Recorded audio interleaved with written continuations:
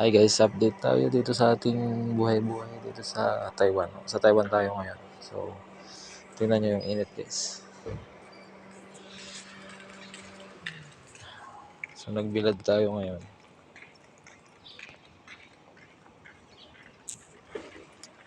Bilad tayo ngayon kasi mainit. Plus, rest day natin ngayon. So, medyo maglalakad-lakad tayo. Mag-ikot-ikot tayo. Nung last day of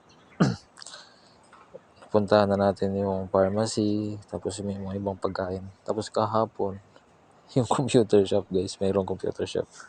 So, 7,000 NT daw yung second hand laptop. Try natin makabili. Pero ang issue nun kasi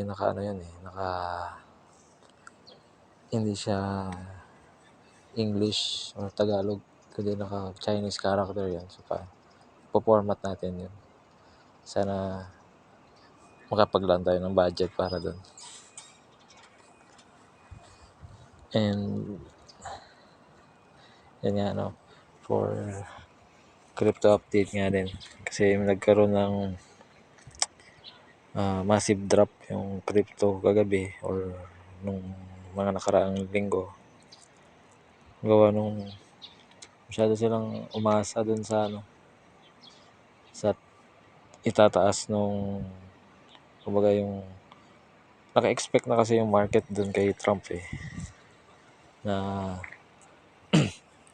pag naupo si Trump during inauguration pa lang pop na agad yung in-expect nila or ng market. So nadismaya yung market kasi hindi sila kumbaga yung mga majority ng mga lawmakers, senators, tsaka congressman is gold tsaka crude oil pa rin yung nila, talagang mas preferred nilang asset kaysa sa Bitcoin.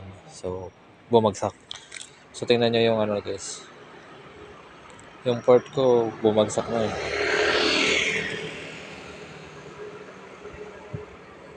Ayun. So wala, iyak tayo dyan, pero hold pa rin yan naman.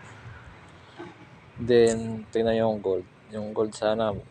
Ang problema, hindi tayo makapag-deposit kasi nasa Taiwan nga tayo. So, parang restricted dito. Or kailangan natin gumamit ng BPS or palitan yung natin, yung IP address. So, dala ko naman yung SSD kaso yun nga. Kaya gusto ko magkaroon ng laptop kasi yun yung ipa-plug and play ko para maka-access tayo dun sa broker. So, may nakikita kasi tayong pattern na head and shoulder na pwedeng mag-pump dito tsaka mag all-time high. Dapat sana kanina pa ako pumili around dito. Yung 27,000 yan. I mean 2700. So nag-buy na sana ako dyan. So malaki na rin sana yung gain. So head and shoulders yan guys. H1 lang naman yan. Pero sa H4 plug pattern na siya. So though nasa selling yung niya RSI, pero yun nga yung sentiment is buy. And since wala tayong access dun sa laptop or need natin ng ibang IP address kasi na-detect ni broker na nasa restricted country tayo kasi hindi tayo makapag-deposit. So sayang. Anyway, yung crypto natin, hold lang natin yun. Hindi pa naman tayo loss, 100% pa naman. So hold pa rin tayo kay Python, kay Crow, tsaka iba pang coin. So yun, nadismaya yung market kaya hindi nag-pump. So ang yumaman lang ulit talaga si Trump.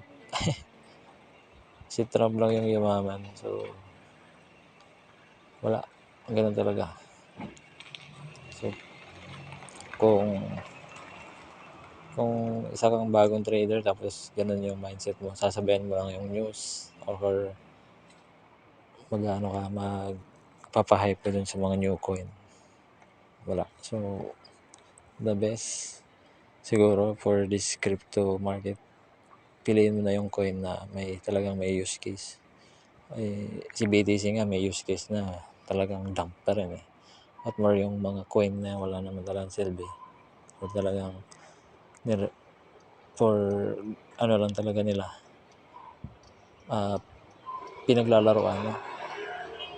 So, yun lang guys dito sa ating crypto update kasi mamaya may naiwan ako yung labahan. Babalik ako. Kakain lang muna ako tapos bibili ng kung anong may bibili ngayon. Actually, wala naman talaga akong pambili pero yun, kailangan ko lang yung binibili ko kasi biro nyo guys. 6,000 lang yung dala kong pera. Peso yun tapos pinapalit ko for something. I mean 3.5 kasi yung palitan halos 2 1:2 yung Taiwan dollar to peso. So ayun. So ngayon nagbibilad-bilad tayo tapos ito nga nagki-crypto update. So yan lang guys, napahaba na yung video natin record. Ingat kayo dyan. Salamat.